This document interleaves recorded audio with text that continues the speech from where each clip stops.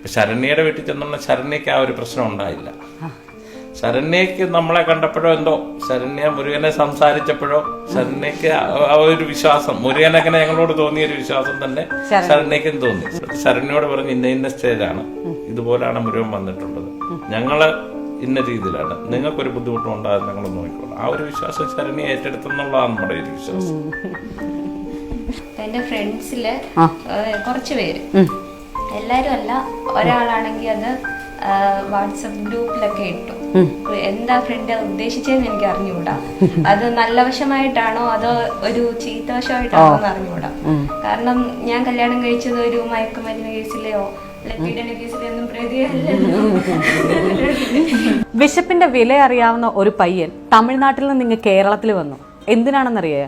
അവൻ ഒരു നേരത്തെ ഭക്ഷണം കഴിക്കാൻ വേണ്ടിയിട്ട്.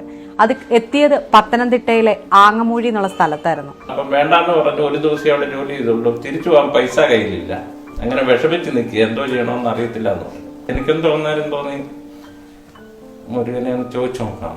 രവി എന്തെന്നെ അടുത്ത് ഞാൻ ചോദിച്ചു.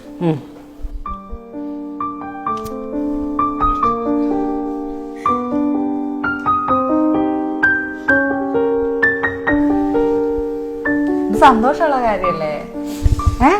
അന്നത്തെ അവസ്ഥ ഓർമ്മ ഞങ്ങൾ ഇതൊരിക്കലും ഇവിടെ പറയുന്ന ഒരു കാര്യമല്ല.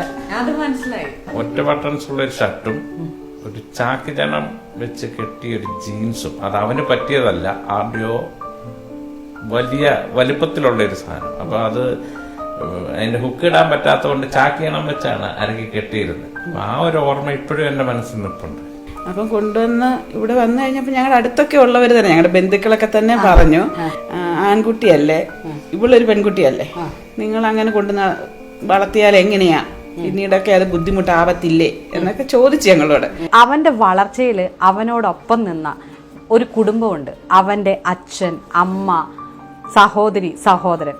അവരാണ് മുരുകനെ സ്വന്തം മകനെ പോലെ വളർത്തി ഇന്ന് കല്യാണം കഴിപ്പിച്ച് ഈ വീട്ടിൽ താമസിപ്പിച്ചിരിക്കുന്നത്. ഒരു നേരത്തെ മുട്ടായിക്ക് പോലും അമ്മയുടെ സാരത്വം വെച്ച് ഞാൻ കരുന്ന് മേടിച്ചിട്ടുണ്ട്. എങ്ങനെയും കഷ്ടപ്പെടണം നല്ല മനസ്സുണ്ടായിരുന്നു. പഠിക്കുന്നതിനൊക്കെ കൂടുതൽ താല്പര്യം എനിക്ക് കഷ്ടപ്പെടാനായിരുന്നു.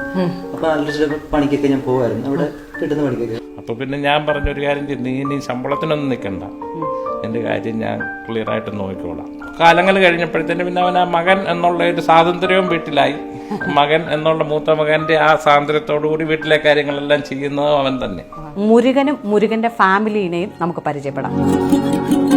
ഇതാണ് മുരുകനും മുരുകന്റെ ഫാമിലിയും. പട്ടിണി കൊണ്ടിട്ട് പൊറുതി മുട്ടിയിട്ട് കേരളത്തിൽ വന്ന ജോലി കിട്ടും, അല്ലെങ്കിൽ കേരളത്തിൽ വന്ന രക്ഷപ്പെടുമെന്ന് മുരുകനോട് ആരാ ഇത് പറഞ്ഞ? അന്ന് അവിടെ അച്ഛനൊന്നും ഇല്ല, അച്ഛൻ മരിച്ചുപോയി. അപ്പം ആ സമയത്ത് അമ്മ മാത്രമേ ഉള്ളൂ. ചെറിയ പണിയൊക്കെ അമ്മ പണി ചെയ്യുമായിരുന്നു. അപ്പൊ അന്നൊക്കെ ഭയങ്കര ബുദ്ധിമുട്ടൊക്കെ ആയിരുന്നു അവിടെ. അപ്പൊ അമ്മ മാത്രമേ ഉള്ളൂ, ഞങ്ങൾ 2 മക്കളായിരുന്നു, അവിടെ അനിയനുണ്ടായിരുന്നു. ആ സമയത്തൊക്കെ അമ്മ പണിക്ക് പോകുന്ന സമയത്തൊക്കെ അന്നേരം പൈസക്കൊക്കെ ബുദ്ധിമുട്ട്, മുട്ടായിക്ക് വരെ അന്നേരം ബുദ്ധിമുട്ടുണ്ടായിരുന്നു. ആ സാഹചര്യം വന്നപ്പോൾ കുറെ ഞാൻ പഠിച്ചോടെ സ്കൂളിൽ പോയിരുന്നു അത്യാവശ്യം. അപ്പൊ ആ സമയത്തൊക്കെ എങ്ങനെയും കഷ്ടപ്പെടണം നല്ല മനസ്സുണ്ടായിരുന്നു. പഠിക്കുന്നതിനൊക്കെ കൂടുതൽ താല്പര്യം എനിക്ക് കഷ്ടപ്പെടാനായിരുന്നു. അപ്പൊ നല്ല പണിക്കൊക്കെ ഞാൻ പോവായിരുന്നു.